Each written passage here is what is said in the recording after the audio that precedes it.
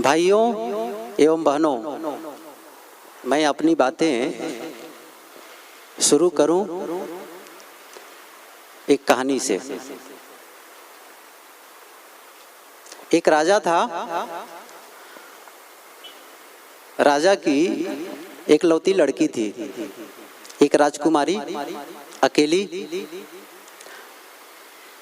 वो देखने में भी सुंदर थी, योग्य भी बहुत थी, और शादी योग्य हो गई। आसपास के रजवाड़े, उसके राजकुमार सभी उन्हीं से शादी करना चाहते थे, जो कि संभव नहीं। जो राजा था वो परेशान था कि आखिर मैं किस राजकुमार से अपनी लड़की की शादी करूं। अंत में उसके मन में एक विचार आया और जितने राजकुमार थे आसपास के, सबको उन्होंने आमंत्रित किया और आमंत्रित करके एक पूरी टीम जो उनके राज्य के थे और आगंतुक जो राजकुमार थे, सबको एक झील के पास ले गए। एक बड़ा सा जलाशय था, वहां ले गए। और जब जलाशय के पास जब खड़े हो गए ऊपर, उन्होंने कहा कि जितने राजकुमार आए हुए हैं उन लोगों से निवेदन है कि अभी थोड़ी देर में घंटी बजेगी, और जैसे ही घंटी बजेगी आप सबको इस तालाब में छलांग लगाना है और तैर कर उस पार जाना है। और जो राजकुमार प्रथम आएगा, तैर कर उस पार पहली बार जाएगा, उसकी शादी मैं अपनी बेटी से करूंगा। और उसके गिफ्ट में, आप लोग कह सकते हैं दहेज में, ये पूरा मेरा राज्य होगा। और जैसे उन्होंने कहा और घंटी बज गई। उसके पहले उन्होंने एक बात और कही। घंटी बजने के पहले उन्होंने कहा, लेकिन इस तालाब में देश के विभिन्न कोनों से हजार जहरीले सर्प छोड़ दिए गए हैं। और घंटी बजी। कूदने को तो सब तैयार थे, छलांग लगाएं, आगे जाएं, लेकिन जब ये सुनते हैं कि हजारों जहरीले सर्प इसमें छोड़े गए हैं, तो सब बिल्कुल कोई कूदने को तैयार नहीं। अंत में क्या हुआ कि एक राजकुमार उसमें छलांग लगा दिया और तेजी से तैर करके उस पार पहुंच गया। तो उस राजकुमार के जितने साथी थे वे दौड़ करके उस पार पहुंचते हैं और उसको कंधे पर उठा लेते हैं, और कंधे पर उठाकर उसकी जय बोलने लगते हैं, नारा लगाते हैं कि आप तो राजा बन गए, राजा बन गए। वो एक कुछ देर के बाद जोर से चिल्लाया, चुप रहो, पहले यह बताओ मुझे धक्का किसने मारा है, मुझे धक्का किसने मारा है। धक्का कोई भी मारे, वो राजा बन गया था। आप लोगों को यहां आने के लिए जिसने भी धक्का मारा होगा, उसके नाम से एक जोरदार ताली आप लोग बजाएं। और यदि आपको धक्का दूसरे ने नहीं मारा, खुद ने अपने आप को धक्का मार के यहां तक लाया है, तो एक जोरदार ताली और लगाएं अपने लिए।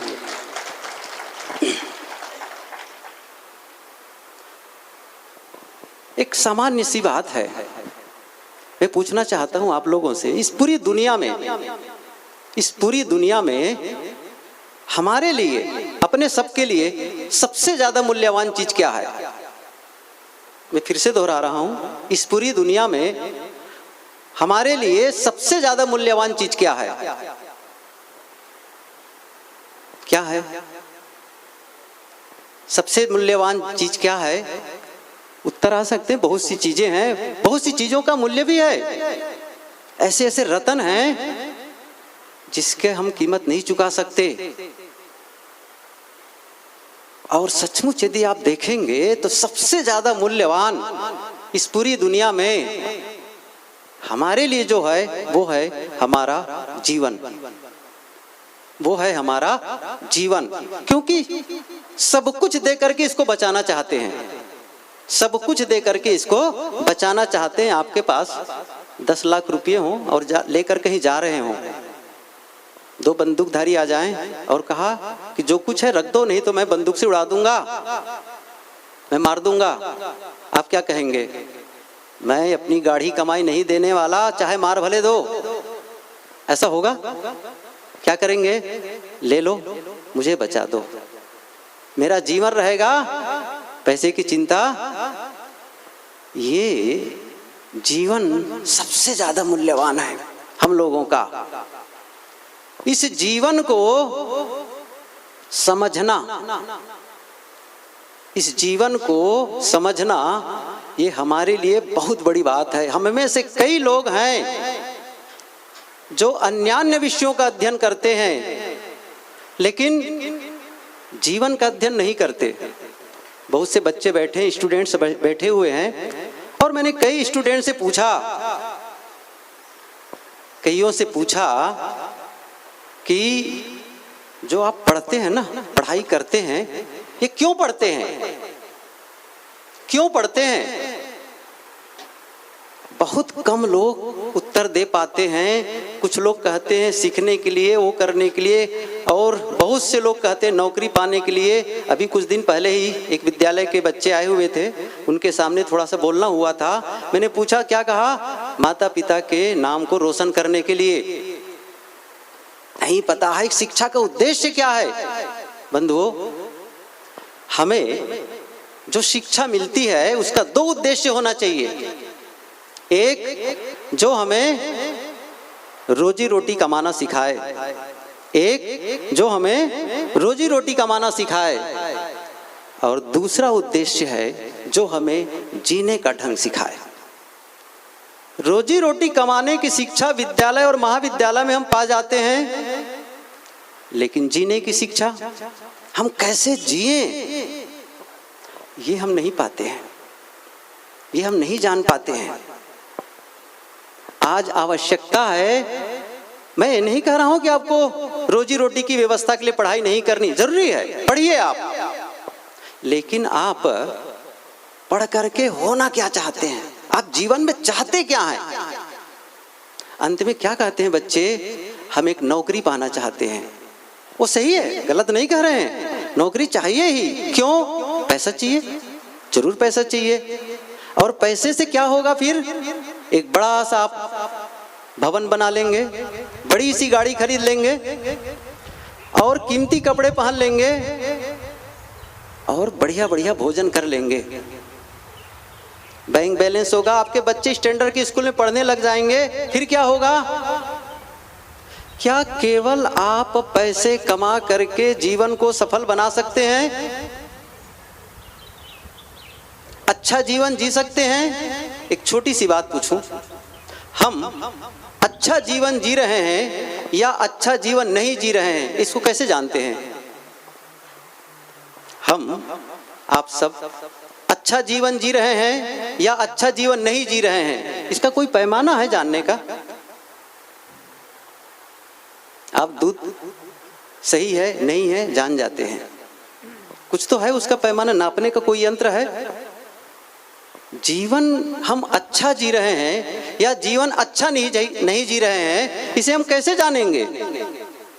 बहुत सरल है, बहुत सरल है, लेकिन चूंकि हमने इसका अध्ययन किया ही नहीं है, जीवन का अध्ययन नहीं किया है, इसलिए जीवन के बारे में हम नहीं जानते हैं। बहुत सरल है।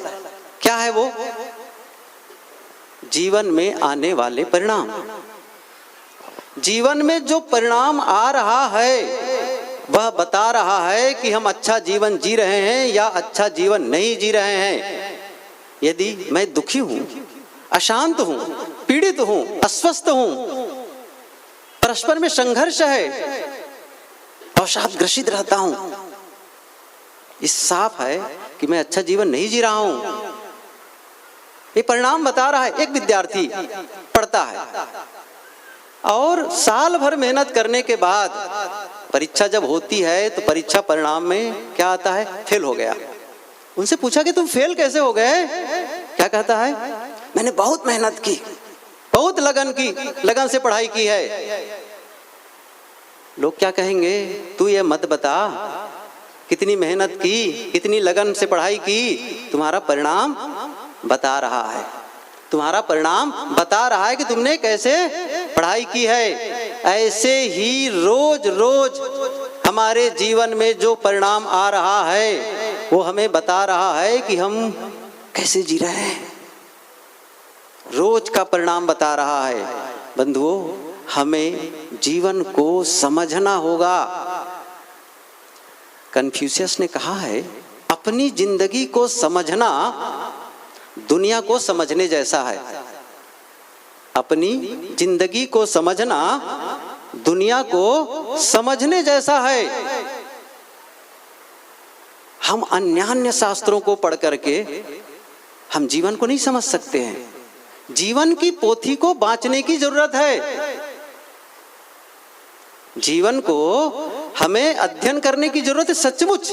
कैसे इसका परिणाम अच्छा कैसे आए, इस बारे में जब हम चिंतन करेंगे तो फिर हमारे आंखें खुल जाएगी। बच्चे पढ़ते हैं, जीवन के संबंध में उनसे बातें करो तो जीवन के बारे में वो उत्तर ही नहीं दे पाते हैं। आज आवश्यकता है हम अपने जीवन को खंगालें। जीवन वह है जिसे हम बनाते हैं। जीवन वह है जिसे हम बनाते हैं। एक होता है जीवन का मिलना और दूसरा होता है जीवन को बनाना।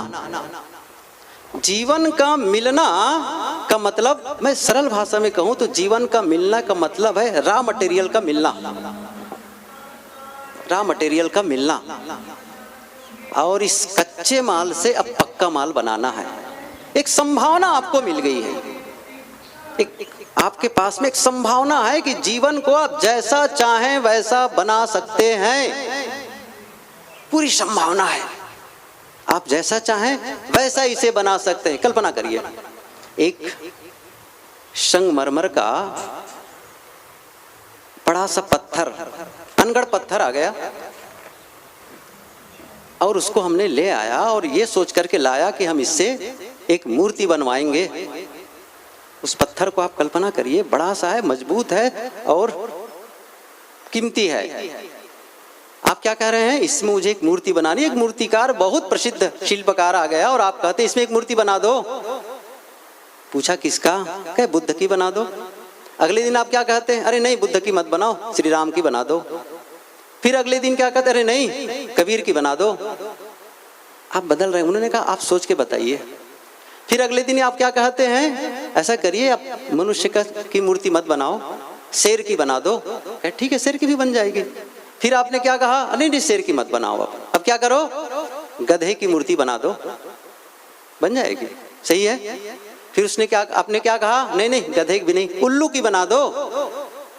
मैं क्या कहना चाहता हूं, उस पत्थर में बुद्ध की मूर्ति बनने की संभावना है, उस पत्थर में कबीर की मूर्ति बनने की संभावना है, उस पत्थर में शेर की मूर्ति बनने की संभावना है, उस पत्थर में गधा और उल्लू भी बनने की संभावना है। ये निर्णय कौन लेगा?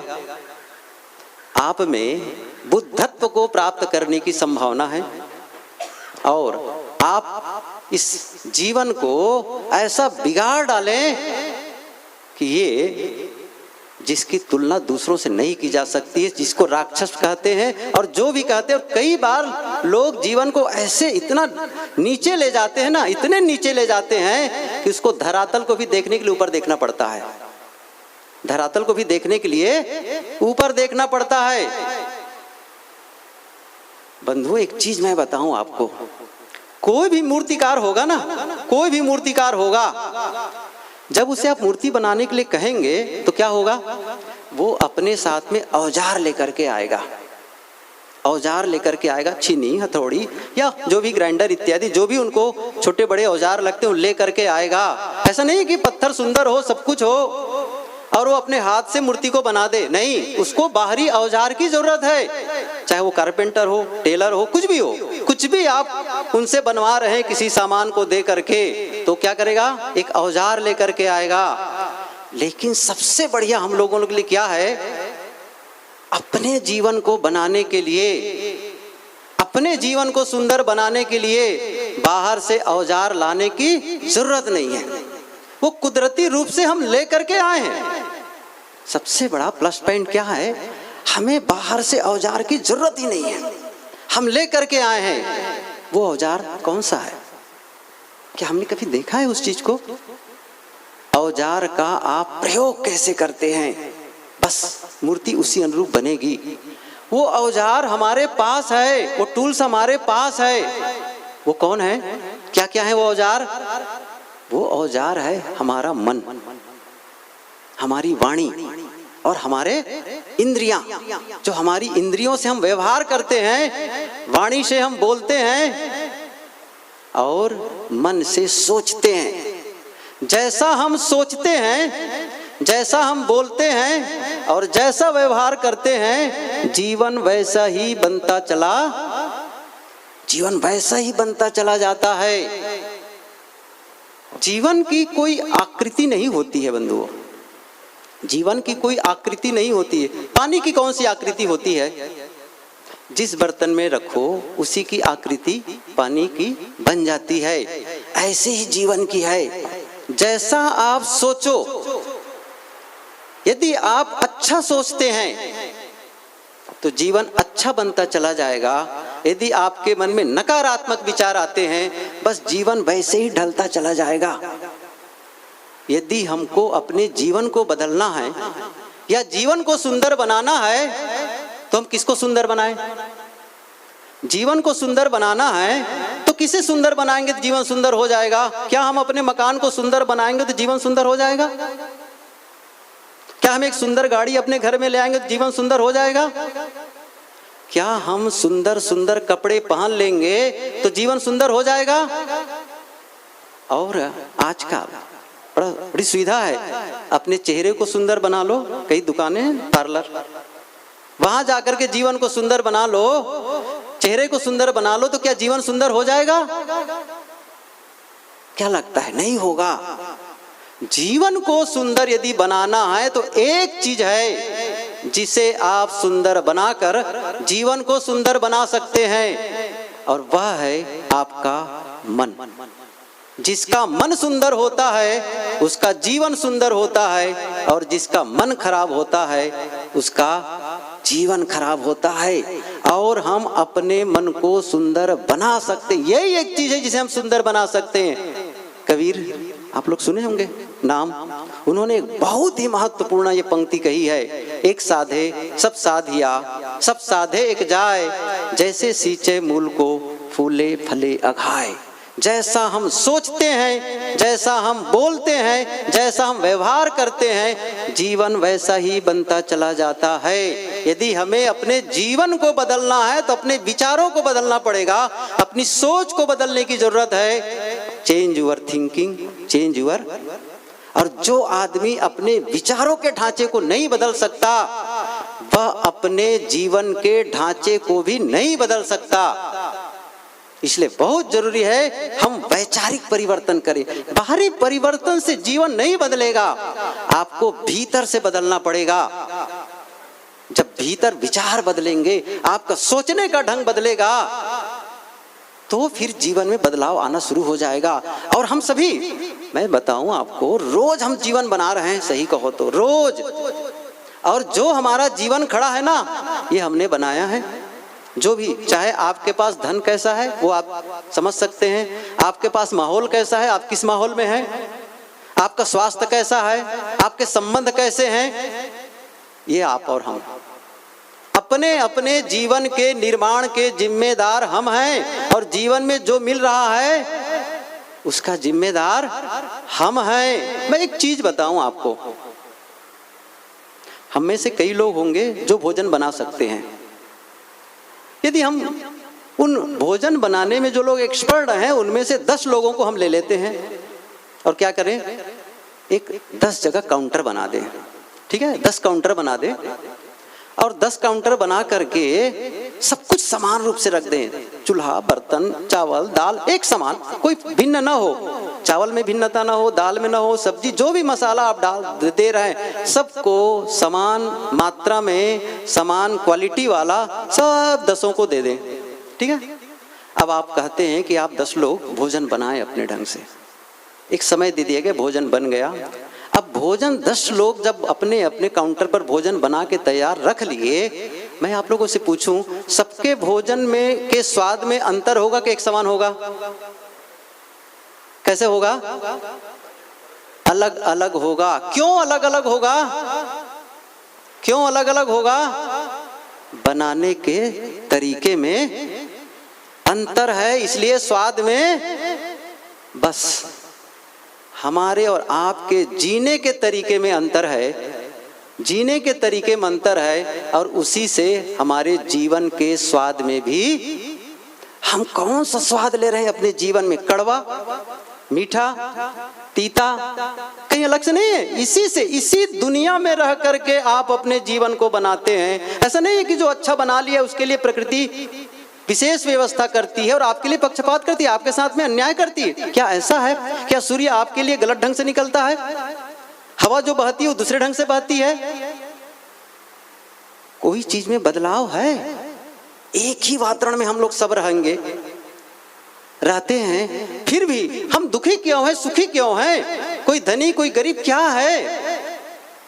क्यों?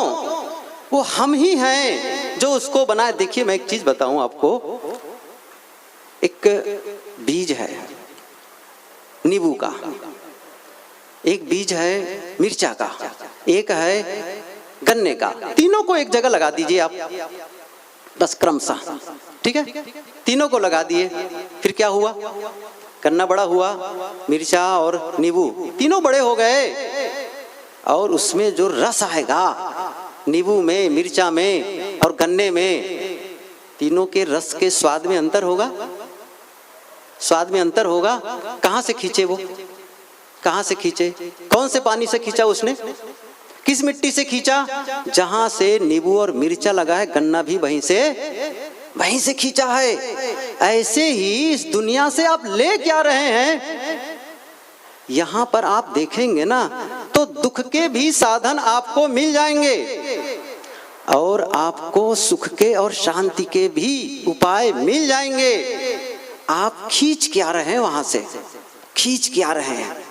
जैसा आप खींचते हैं अपनी ओर, वही आप जीवन में अनुभव करते हैं, वही अनुभव करते हैं। इसलिए अपनी सोच को बदलने की जरूरत है, अपने भीतर ऑब्जर्वेशन करने की जरूरत है। मैं यदि दुखी हूं, मैं अशांत हूं, मैं संघर्षमय हूं, मैं बीमार हूं, खोजो कहां है, और खोज करके उन कारणों को खत्म करो, खत्म करो।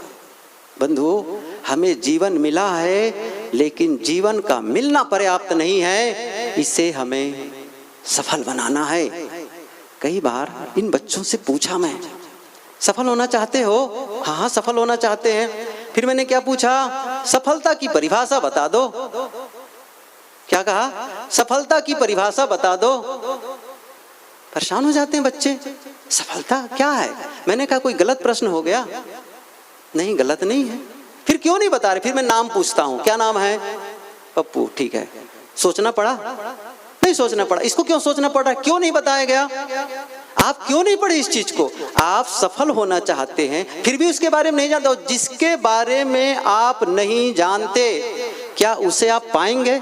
जिस निशाने को आप नहीं देख रहे हैं, उसे आप नहीं भेद सकते, उसे आप नहीं भेद सकते। सही है? आपको पता चलना चाहिए कि मैं चल रहा हूं तो मुझे कहां पहुंचना है। आपको चलने के पहले ही जान लेना चाहिए कि मुझे पहुंचना कहां है। आपको पता होना चाहिए मुझे कैसे जीवन जीना है। जब तक इस बारे में आप पूरी तरह आत्मविश्वास आपके भीतर नहीं होगा, कैसे बनेगा? फिर मैंने कहा, बच्चों से कहा, अभी तो मैंने सफलता के विषय में पूछा है, मैं आगे का और प्रश्न करना चाहता हूं। सफल जीवन की परिभाषा बताओ। क्या कहा? सफल जीवन की परिभाषा बता दो। बड़ा कठिन हो जाता है। आज हम अपने बच्चों को इन बातों को क्यों नहीं बताते हैं? ऐसे विषय हम पढ़ लेते हैं जो सचमुच कई बार जीवन में जिसका उपयोग ही नहीं होता है। लुइस एल है एक लेखिका और एक बहुत कमाल की वो लेडी, अमेरिकन लेडी। उनकी एक पुस्तक है you can heal your life, उसकी मूवी भी है, आपको अवसर मिले देखना पढ़ना उसको। उसमें उन्होंने लिखा है आजकल हमारे बच्चों को लड़ाइयों की तिथियां रटाई जाती है। मुझे समझ में नहीं आता कि लड़ाइयों की तिथियों को रटने से बच्चों का क्या लाभ होने वाला है। इतिहास पढ़ते हैं ना, रटते हैं। उन्हें क्यों नहीं बताया जाता कि आपका विचार, आपकी सोच आपके जीवन को कैसे प्रभावित करता है और विचारों को बदलकर आप जीवन को कैसे बदल सकते हैं। इसको क्यों नहीं बताया जाता है? आप सफलता के बारे में क्यों नहीं जानते हैं? बहुत सरल है। टीचर्स को भी चाहिए कि वो बता दें, माता पिता को चाहिए वो बता दें, बच्चे को खुद इसके लिए आगे बढ़ने चाहिए। मैं सफल होना चाहता हूं तो मैं आखिर सफलता किसे कहते हैं? बंधु है बहुत सरल है, बहुत सरल। क्या है? जो हम बनना चाहते हैं ना, जो हम बनना चाहते हैं, जो हम होना चाहते हैं वो बन जाएं, वो हो जाएं, यही सफलता है। जो हम बनना चाहते हैं जीवन में, जो होना चाहते हैं, जो महसूस करना चाहते हैं वो हम महसूस करने लग जाएं, वो पाने लग जाएं, वो पा गए, यही सफलता है, यही सफलता है। अब प्रश्न होता है कि सफल जीवन की परिभाषा क्या है? बस वही बात है, हम जीवन में चाहते क्या हैं? कई लोगों को सचमुच नहीं पता कि हम जीवन में चाहते क्या हैं। कई लोग कहें मैं पैसा चाहता हूं, पूछ दिया जाए कितना चाहते हो, अरे अभी तो सोचा नहीं है, अभी सोचा नहीं है।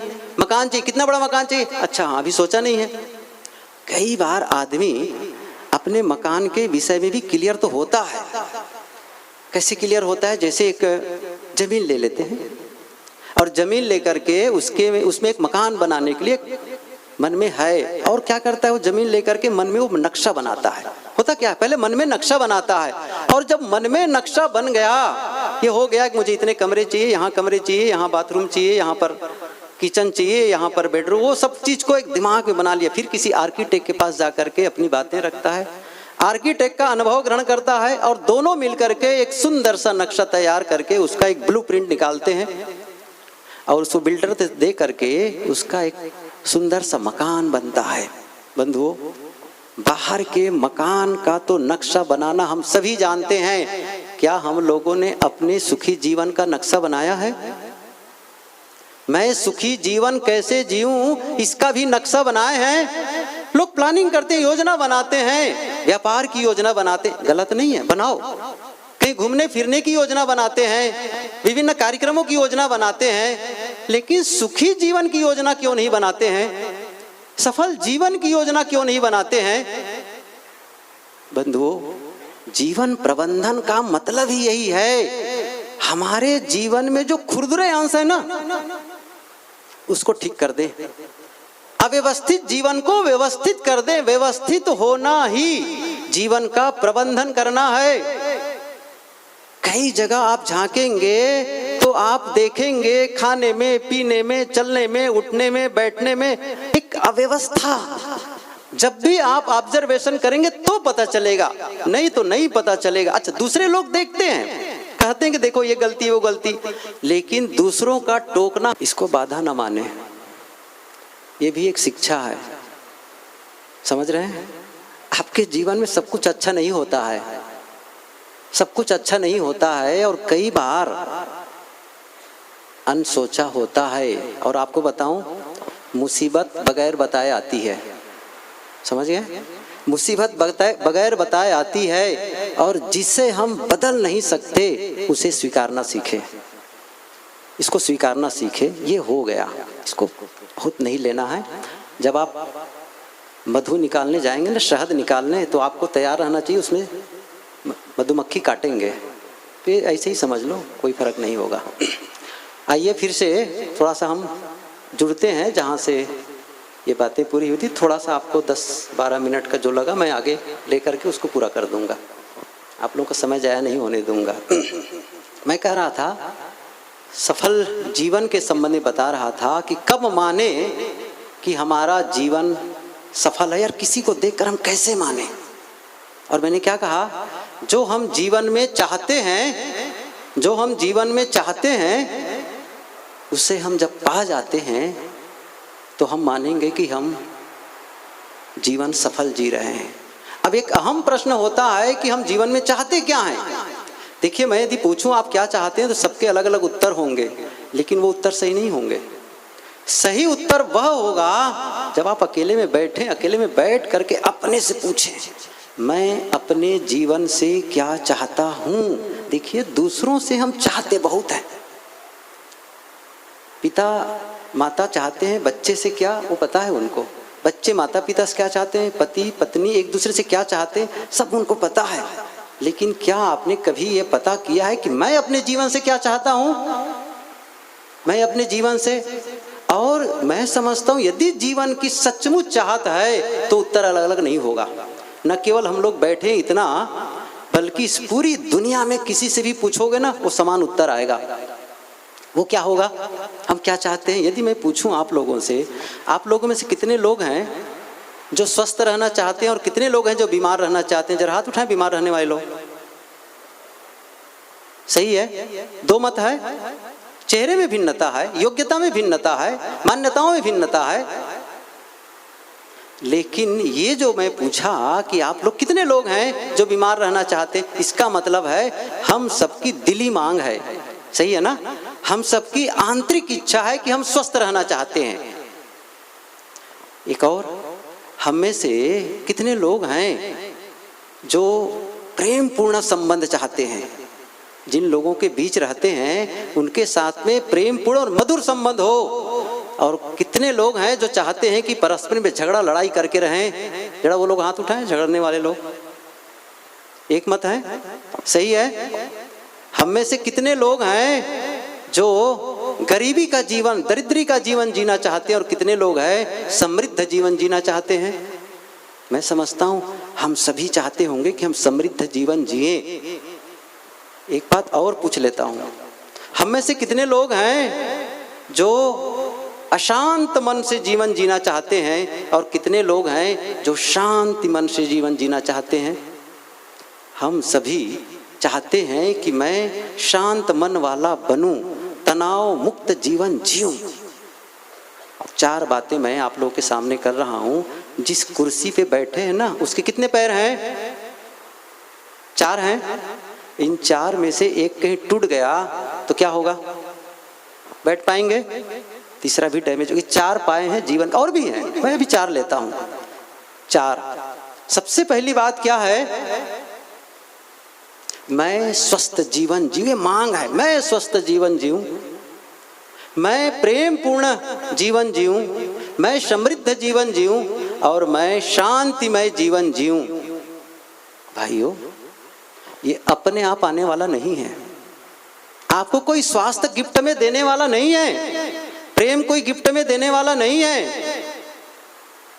धन तो भले दे दें, हो सकता है आपके नाम से वसीयत आ जाए, लेकिन मन की शांति कोई गिफ्ट में देने वाला नहीं है। आप इसे पैसे से नहीं खरीद सकते। पैसे से आप बिल्डिंग खरीद सकते हैं, गाड़ी खरीद सकते हैं, सोने चांदी खरीद सकते हैं। मैं पूछूं आप लोगों से, प्रेम को खरीद सकते हैं? शांति को खरीद सकते हैं? विनम्रता, ईमानदारी, क्षमा करने की शक्ति नहीं खरीद सकते हैं। स्वास्थ्य को नहीं, दवाई खरीदते हैं, स्वास्थ्य नहीं खरीदते हैं। आपको क्या करना है? जीवन प्रबंधन का मतलब यह हुआ कि आप अपने जीवन को व्यवस्थित करिए।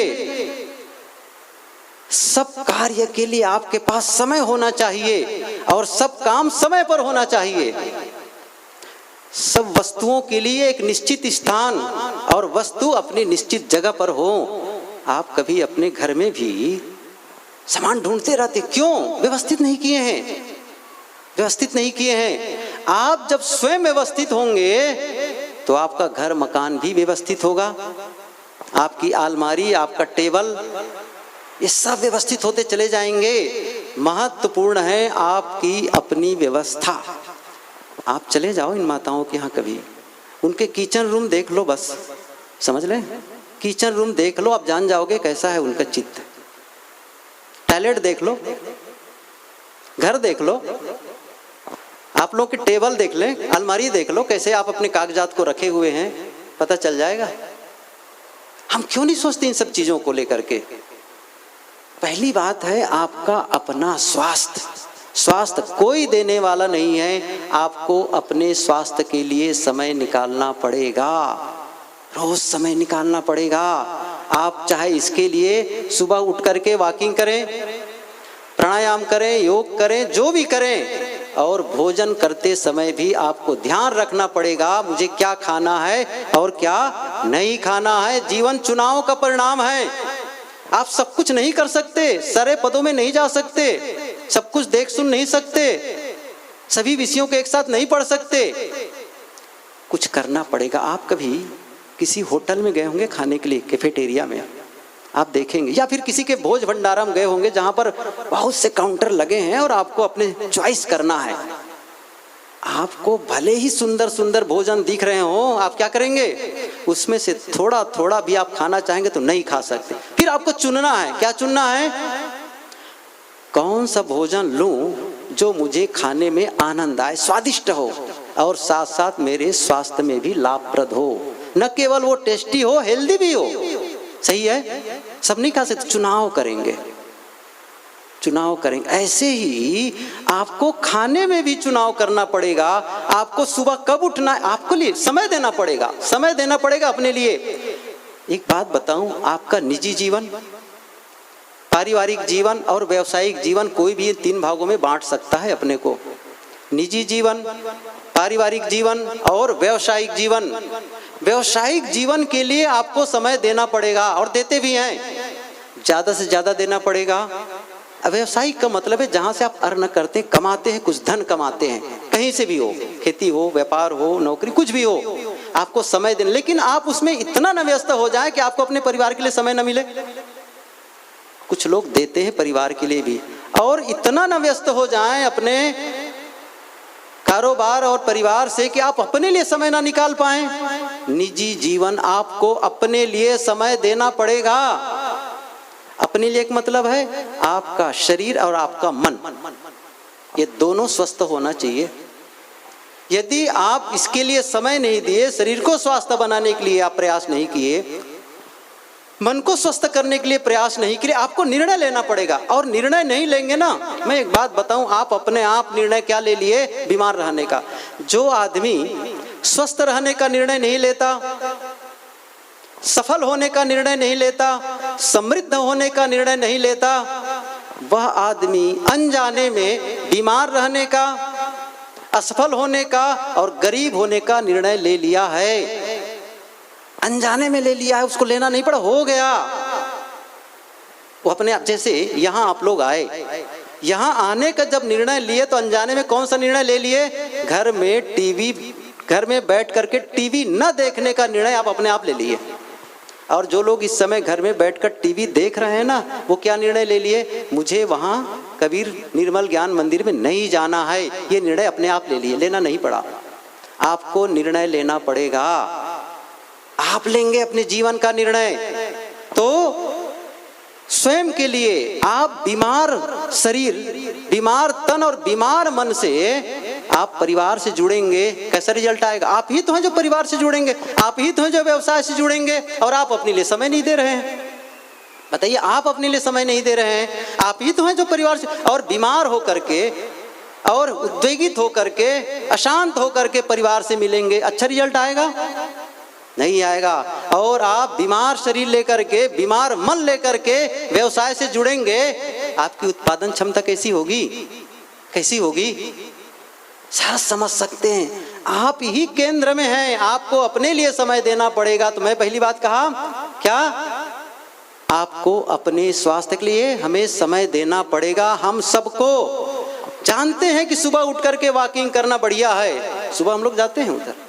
कुछ लोग दिखते हैं, कुछ लोग दिखते हैं, बहुत कम लोग, बाकी लोग तो गहरी नींद में होते हैं। सुबह की हवा लाख रुपए की दवा।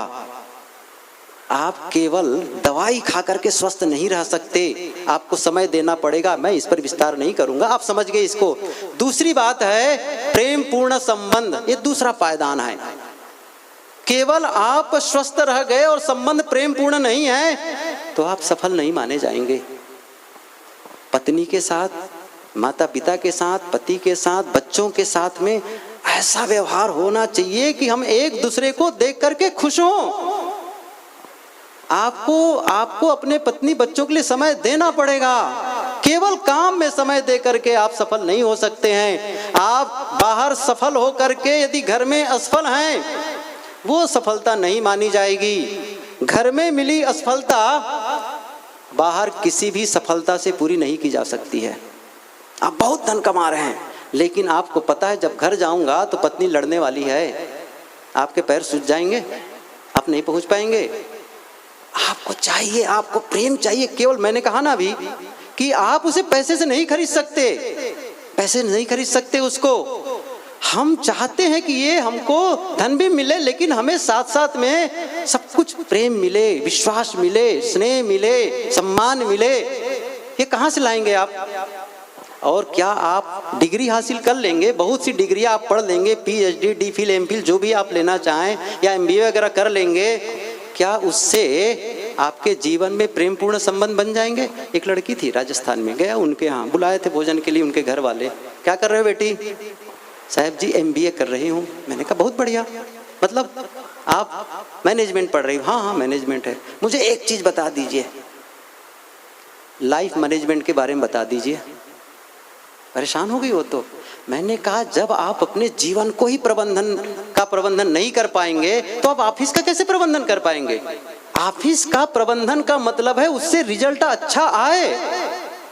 जीवन से प्रबंधन का मतलब है जीवन से अच्छा रिजल्ट आए, और अच्छा रिजल्ट का मतलब है मैं स्वस्थ जीवन जीऊं, मैं प्रेम पूर्ण जीवन जीऊं। आपको देना पड़ेगा पत्नी बच्चों के लिए, उनके पास बैठ करके उनके दुख सुख को सुनना पड़ेगा, क्वालिटी टाइम देना पड़ेगा।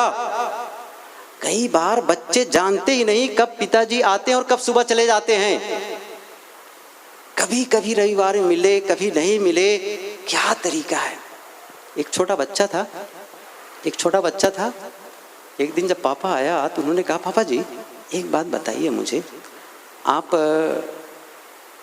कितना कमाते हैं घंटे भर में, एक घंटे में कितना कमाते हैं? उन्होंने कहा तुम्हें क्या मतलब है, तुम चुप रहो, कुछ भी कमाओ। नहीं पापा बताओ तो सही, आप कितना कमाते हैं एक घंटे में? वो हुआ तो फिर उनको बताना पड़ा। मान लो कल्पना करें उन्होंने क्या कहा, मैं 200 रुपये कमाता हूँ, एक घंटे में 200 रुपये कमाता हूँ। उन्होंने कहा पापा एक काम करिए, मुझे 100 रुपये दे दीजिए। फिर डांटा, चुप, पैसे क्या करोगे, सारा सामान तो मैं तुम्हारा लाता हूँ, कापी पुस्तक कलम जो भी चाहिए, तुम क्या करोगे पैसे, चल भागो यहाँ से। चला गया बिस्तर में छोटा बच्चा, और जब वो अखबार पढ़ करके फुर्सत पाया तब आकर क्या कहता है, सोचा मन में बेटा पैसे के लिए कह रहा था, क्या बात है।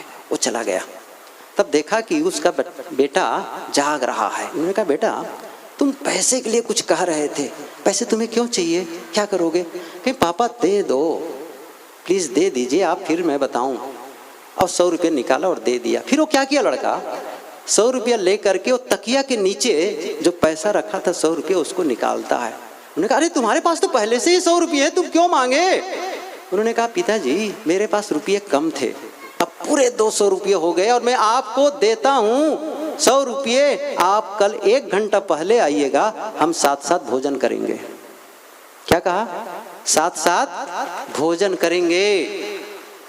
आपको देना पड़ेगा, नहीं चलेगा आप डिग्री लेकर के कि मैं PhD हूँ और पत्नी रूठ गई तो अपनी डिग्री लेकर के जाओगे, अरे मैं डॉक्टर हूँ तू मान जा, पता है क्या होगा, आपके हाथ से वो डिग्री को छीनेगी, कागज के प्रमाण पत्र को, और 10 टुकड़े में फाड़ करके उसको डस्टबिन में डाल देगी। क्या लगता है आपको, क्या वो डिग्री काम आने वाली है वहां पर? अरे नहीं, वहां पर प्रेम काम आने वाला है, विनम्रता काम आने वाली है, वहां ईमानदारी काम आने वाली है। लेकिन उसकी तो कमाई हुई ही नहीं है। कहाँ है वो? आपके भीतर है, उसे उद्घाटित करने की जरूरत है। आपको माता पिता के लिए समय देना पड़ेगा। ऐसा नहीं है कि अब चल जाएगा काम। आजकल तो स्थिति बिगड़ती चली जा रही है। बूढ़े माता पिता के साथ बात करने वाले नहीं मिलते हैं। वृद्धाश्रम में माता पिता होते हैं, एक सज्जन इंदौर के गुरुदेव जी के साथ गए थे। वो आए और मिले, मेरे से बात करने लगे, साहब हम लोग और भी संस्थाओं में जाते हैं।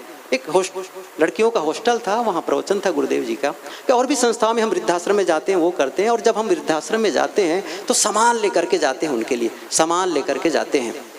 तो लोग क्या कहते हैं, अरे मेरे लिए, हम लोगों के लिए सामान मत लाया करो, वैसे भी सामान बहुत है, यदि हम लोगों के लिए अच्छा कर सकते हो तो हम लोगों के साथ बैठ करके 15-20 मिनट बात किया करो। हमको हमारी बातें कोई सुनने वाला नहीं है, समझ रहे हैं? हमारे साथ बात करो, माने बहुत बड़ा हमको आपने गिफ्ट दिया है। बंधुओं, आपके घर में जो माता पिता ना, वो भी इंतजार में है कि आप उनसे बात करें। एक ही बात मैं बताता हूँ कि जब आप घर से निकले किसी काम में, माँ के पास जाना, माँ मैं काम में जा रहा हूँ। क्या कहना है? मैं काम में जा रहा हूँ। ये जो आप कहते हैं ना, मैं काम में जा रहा हूँ, आपकी माँ क्या करेगी? दिन भर याद रखेगी, मेरा बेटा मुझे पूछ कर गया। क्या कहेगी? मेरा बेटा मुझे पूछ कर गया। ये उसके लिए टॉनिक है, टॉनिक। समझ रहे हैं? ये बाहर का टॉनिक काम आने वाला नहीं है। उसके अंदर में जो संतुष्टि मिलेगी कि मेरा बेटा पूछ कर गया, और जब लौट करके आए कहो माँ मैं आ गया। समझ रहे हैं? ये आपको समय देना पड़ेगा। प्रेम का मतलब है एक दूसरे के हित की चिंता। प्रेम और विश्वास ईंटों में जैसे सीमेंट एक दूसरे ईंटे को बांध करके रखता है, ऐसे ही प्रेम और विश्वास हमें एक दूसरे को बांध कर रखता है।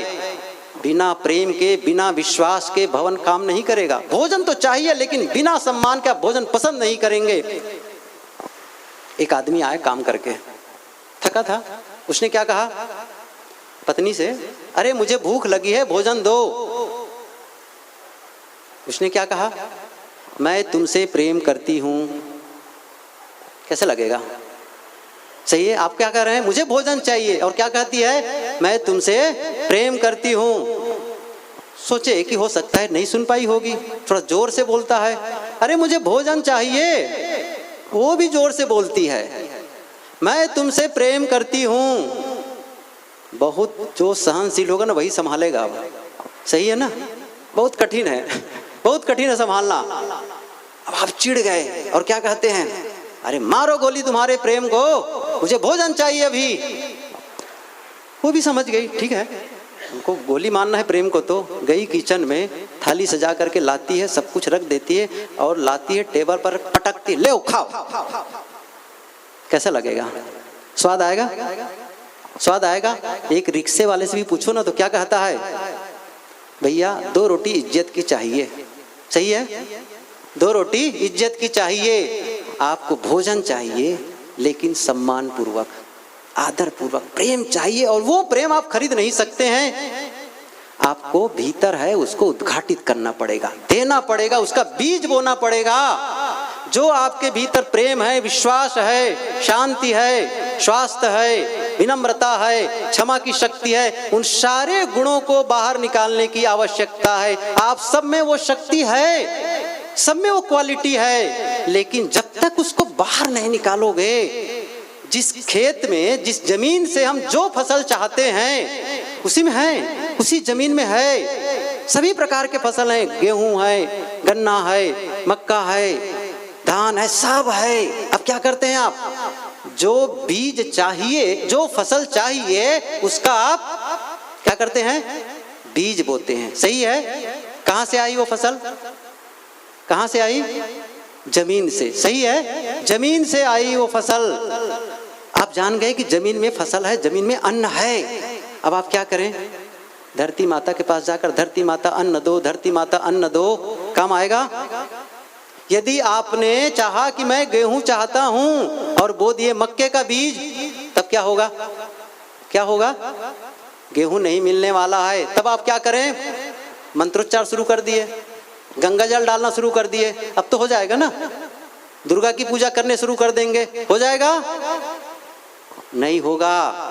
बस ऐसे ही है। यदि हम ये चाहते हैं कि जीवन में प्रेम हो, शांति हो, विनम्रता हो, ईमानदारी, मेरा लोग सम्मान करें, मुझसे लोग प्रेम करें, तो आपको क्या करना पड़ेगा? उसका बीज बोना पड़ेगा। कहाँ बीज बोना पड़ेगा? कहाँ बीज बोना पड़ेगा? बीज बोना पड़ेगा, खेत में नहीं। जीवन का बीज जीवन में बोना पड़ता है। जीवन का बीज जीवन में बोना पड़ता है। एक सूत्र याद कर लीजिए, दूसरों के जीवन में जो हम बोते हैं उसे हम अपने जीवन में काटते हैं। दूसरों के जीवन में जो हम बोते हैं उसे हम अपने जीवन में काटते हैं। अब थोड़ा से देख लो कि हम कौन सा बीज बो रहे हैं। यदि क्रोध का बीज बोते हैं तो अपने जीवन में क्रोध की फसल काटेंगे, और प्रेम का बीज बोएंगे तब प्रेम की फसल, नफरत का बीज बोएंगे तब। बंधुओं, आप जिम्मेदार हैं। आपकी जिम्मेदारी है कि आप अपने घर के वातावरण को प्रेम पूर्ण बनाएं। जब घर में आए तो डॉक्टर और वकील और इंजीनियर बन के मत जाइए, वहीं छोड़ दीजिए जहां जूता उतारते हैं वहीं आप इंजीनियर पन को। आपके घर में आपको इंजीनियर की इंतजारी नहीं कर रहे हैं, वकील और डॉक्टर की इंतजार नहीं कर रहे हैं, वहां पति का इंतजार हो रहा है, पिता का इंतजार हो रहा है, बेटा का इंतजार हो रहा है, भाई का इंतजार हो रहा है, और घर में भी आप थानेदार बन के जा रहे हैं। नहीं होंगे सफल। प्रेम चाहिए, ये दूसरा पायदान। और तीसरा है आर्थिक स्वतंत्रता। हमें समृद्धि चाहिए, पर्याप्त धन चाहिए। लोग क्या कहते हैं, क्या धन सब कुछ है? धन सब कुछ नहीं है, लेकिन बहुत कुछ है। ध्यान दो, ध्यान सब कुछ नहीं है, बहुत कुछ है, कम नहीं है वो। हम लोग भी कहते हैं, भूखे भजन न होए गोपाला, ले लो अपनी कंठी माला। समझ रहे हैं? बिना भोजन के भजन नहीं होने वाला है, और भोजन के लिए पैसे चाहिए। आप लोग कमा रहे हैं, मैं इस पर भी विस्तार नहीं करूंगा। आपको एक बात कहूं, यदि आप गरीब घर में जन्मे, ये आपकी गलती नहीं है। यदि आप गरीब घर में जन्म लिए हैं तो आपकी गलती नहीं है, लेकिन गरीब होके मरते हैं, आपकी गलती है। गरीब भर के मरते हैं, ये आपकी गलती है। आपको समृद्ध जीवन जीना चाहिए, और किसी भी गरीब की सेवा आप तब कर सकते हैं जब आपके पास पर्याप्त धन हो। हमें धन चाहिए, कमाओ, इतना धन जरूर कमा लो कि आप अपने परिवार को और स्वयं को बहुत बढ़िया ढंग से जी सको, आपके बच्चे बढ़िया से स्कूल में पढ़ सके। इसलिए जरूर आपको धन कमाना चाहिए, और जो धन कमा नहीं पाता है ना, वो सफल जीवन नहीं है। बहुत से लोग तो पा भी जाते हैं धन। एक अंतिम बात मैं कहूं, वो क्या है? मन की शांति। मन की शांति, पीस ऑफ माइंड। इसके बिना सब व्यर्थ है। आप मन से शांति महसूस करें। उद्वेगित, बहुत धन है, अंदर से आप चल रहे हैं, परिवार बड़ा है, लेकिन अंदर से आप डिप्रेस हैं। क्या मतलब है? आप शांति, इन चारों चीजों के लिए आपको भिन्न भिन्न टाइम देना पड़ेगा। स्वास्थ्य के लिए समय देना पड़ेगा, संबंध के लिए सुंदर बनाने के लिए समय देना पड़ेगा, धन के लिए समय देना पड़ेगा, और मानसिक शांति के लिए आपको अकेले में बैठ करके मन का ऑब्जर्वेशन करना है, नकारात्मक विचारों को निकालना है, ध्यान चिंतन की आवश्यकता है। बिना मन की शांति के सब व्यर्थ है। एक लड़का था, पढ़ा लिखा, नौकरी भी मिल गई बहुत अच्छी सी। मन में हुआ कि सफल जीवन कैसे हो।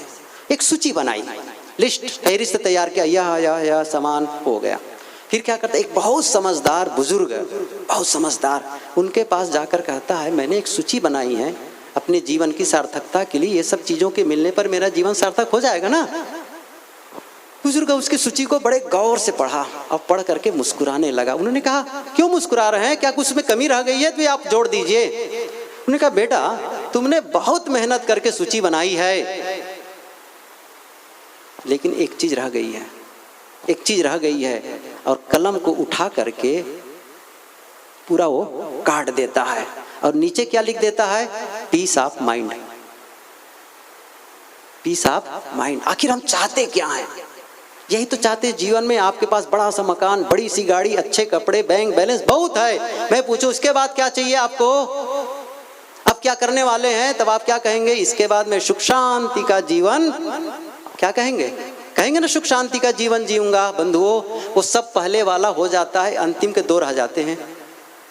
टटोल लो, जीवन सब हो जाते हैं, मकान भी बन गया, गाड़ी भी आ गई, वो भी हो, सब हो गया, सुख शांति हमसे गायब हो गया, समय देना पड़ेगा, इन चारों को हमें समय देना पड़ेगा, नहीं तो फिर हम सफल जीवन नहीं मानेंगे। आत्मानुशासन की जरूरत है, इसके बारे में ज्ञान प्राप्त करने की जरूरत है, हमें जो स्वस्थ बनाए ऐसे विचारों की जरूरत है, हमारे संबंध को प्रेम पूर्ण बनाए ऐसे जीवन को अध्ययन की जरूरत है, हमें समृद्ध बनाए ऐसे जीवन को, ऐसे विचारों की जरूरत है, और हमारे जीवन को शांतिमय बनाए ऐसे विचारों को ग्रहण करना होगा। और साथ में फिर आत्मानुशासन की जरूरत है, हमें उसको क्रिया में उतारना पड़ेगा, करना पड़ेगा। कई लोग, समय काफी हो गया, कई लोग होते क्या हैं, स्वस्थ होते हैं लेकिन संबंध प्रेम पूर्ण नहीं होते हैं। कुछ लोग प्रेम पूर्ण संबंध वाले होते लेकिन धन कम होता है। कुछ लोग बात धन होता है तो मानसिक शांति नहीं होती है। क्या करें? हमें चारों चाहिए। हम पूर्ण जीवन चाहते हैं। आपको एक मोटरसाइकिल दे दी जाए और कहा जाए मोटरसाइकिल सब ठीक है, ब्रेक भर नहीं है, पसंद करेंगे? फिर कहते हैं ब्रेक भी ठीक है लेकिन उसमें तेल नहीं है। क्या लगेगा? कि वो भी ठीक है लेकिन हवा नहीं है। आप कैसा मोटरसाइकिल चाहते हैं? जो हर दृष्टि से दुरुस्त हो। सही है ना? आप अपने जीवन के हर एंगल को, हर पहलू को दुरुस्त बनाएंगे तभी तो आप उस पर सुखी जीवन, तभी तो आपको आनंद आएगा जीवन जीने का। उस मकान में रहना पसंद करते हैं जहां रह करके हमें आनंद मिले, क्योंकि हमने उसको सपना का मकान बनाया, अपने सपने का बनाया है। ऐसे ही वह जीवन अच्छा लगता है जिसमें सुख और शांति का अनुभव होता है, प्रेम का अनुभव होता है, निश्चिंतता का अनुभव होता है, स्वास्थ्य का अनुभव होता है। बंधुओं, ये जीवन का निर्माण हमें करना पड़ेगा। ऐसा नहीं चलेगा कि इसमें से एक हो, दो हो, चार हो, नहीं। हम सभी अपने जीवन के जिम्मेदार हैं। आज तारीख से अपने आप को क्या कहना है? मैं अपने जीवन का जिम्मेदार हूं। कितना? 100%। ध्यान दीजिए, 99 से काम नहीं चलेगा, 99 से काम नहीं चलेगा। और जिम्मेदारी स्वीकारने का क्या अर्थ होता है? जो कुछ भी मेरे जीवन में हो रहा है, सुख दुख हानि लाभ हर्ष जो भी हो रहा है, पैसे की कमी ज्यादा जो भी, उसका मैं जिम्मेदार हूं। आप कभी शिकायत नहीं करते, ये पहली शर्त है। यदि आप जिम्मेदारी स्वीकारते हैं तो आपके मुंह से शिकायत नहीं निकलेगा और आप दूसरों को दोष नहीं देते। ध्यान दो। और बहाना नहीं बनाते। बहाना बनाने वाले कभी सफल नहीं होते हैं और दूसरों को दोष देने वाला कभी सफल नहीं हो सकते हैं। शिकायत करने वाले सफल नहीं होंगे। आप अपने जीवन के जिम्मेदार हैं और वो चारों पहलू, कोई एक नहीं, चारों पहलू आपका मजबूत होना चाहिए। हम में से कुछ लोग हैं जो किसी पहलू में मजबूत हैं, किसी हिस्से में मजबूत हैं, चारों होना चाहिए। कैसे? दो विद्यार्थी थे, कॉलेज के विद्यार्थी। हुआ क्या? परीक्षा का रिजल्ट आया। परीक्षा का रिजल्ट आया तो एक मित्र से कहा एक लड़के ने कि तुम चले जाओ कॉलेज में, मेरा रिजल्ट दिखाना, और जब देख करके लौटोगे ना, जब मैं माता पिता के साथ बैठा रहूँगा तो तुम ये मत कह देना एक विषय में फेल है, 2 विषय में, वो अच्छा नहीं लगेगा। संकेत में कहना। क्या कहना? संकेत में। कहते ना खग जाने खगी की भाषा। वो अपना कोड बड़ा तैयार कर लिए। क्या कहा? यदि मैं एक विषय में फेल हो गया हूँ तो क्या कहना है? जय श्री राम। मैं समझ जाऊंगा क्या हुआ, जय श्री राम, तो मैं समझ जाऊंगा मैं एक विषय में फेल हो गया। यदि मैं 2 विषय में फेल हो गया तो क्या कहना है? राधे श्याम। मैं समझ जाऊंगा राधे और श्याम 2 आ गए तो 2 विषय में फेल हो गया। मान लो मैं 3 विषय में फेल हो गया तो क्या कहना होगा? कहना ब्रह्मा विष्णु महेश की जय। क्या कहना होगा? ब्रह्मा विष्णु महेश की जय। ये सब संकेत हो गए। मैं 1 में हूँ, 2 में हूँ, 3 बता देना मुझे। तो चला गया और देख करके लौटा तो देखा सचमुच वो माता पिता के साथ बैठे हुए हैं। बहुत सोचा कैसे बताऊं, कैसे बताऊं। अंत में उसको कहना पड़ा। क्या कहा? समस्त देवी देवताओं की जय हो। समझ गए मैं क्या मैसेज देना चाहता हूं? आपको हर विषय में पास होना है, जीवन के हर पहलू को मजबूत बनाना है, बंधुओं, हम सब में पूरी शक्ति है, पूरी शक्ति है। अपनी योग्यता का इस्तेमाल करो, और जिस योग्यता का इस्तेमाल नहीं करते हैं, जिस शक्ति का उपयोग नहीं करते, उसे आप खो देते हैं। ये ध्यान दो, जिसका उपयोग नहीं करते उसे आप खो देते हैं। एक गिलास दूध रखा हो यहाँ, उसको पी जाओ तो मेरे में एनर्जी आ जाए, लेकिन उसको 20 घंटे तक नहीं पिया, खो दिया ना, खो दिया ना। जिस समय का उपयोग नहीं करूं, उस समय को खो दिया। ऐसे ही आप में विनम्र होने की शक्ति है, सहनशील होने की शक्ति है, धैर्यवान होने की शक्ति है, आप में क्षमा करने की शक्ति है, प्रेम करने की शक्ति है, समृद्ध होने की शक्ति है। लेकिन अपनी योग्यता का इस्तेमाल तो करो भला, नहीं करते हैं। और आपकी योग्यता का इस्तेमाल आपके अलावा कोई दूसरा नहीं कर सकता है। मेरी योग्यता का इस्तेमाल मेरे अलावा कोई दूसरा नहीं कर सकता है।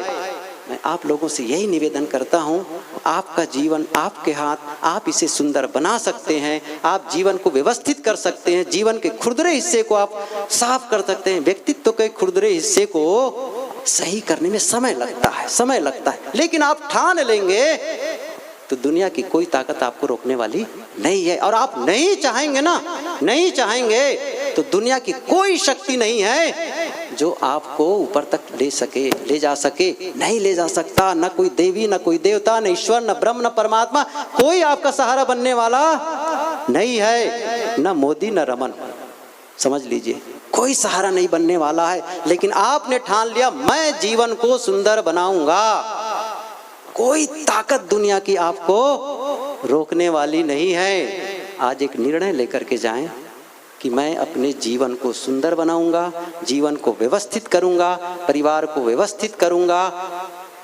समृद्ध जीवन जीऊंगा और मन की शांति का अनुभव करूंगा। मैं समझता हूं ये यदि हम कर लेते हैं तो हम अपने जीवन को सफल मानेंगे। बहुत बहुत धन्यवाद आप लोगों को, कमाल के आप लोग हैं। बिजली भी चली गई फिर भी उठ के गए नहीं, और सुनते रहे, उठ के भी नहीं चले गए। चलो हो गया टाइम कहा करके, मैं कहा था ज़्यादा थोड़ा सा बोलूँगा कहा के, सचमुच ज़्यादा हो गया है, हो गया है, मुझे बंद करना चाहिए था। लेकिन चूंकि आप लोग इतना अट्रैक्टिव होकर के सुन रहे थे, बड़ा अच्छा लगा। बहुत बहुत धन्यवाद, धन्यवाद, धन्यवाद, धन्यवाद।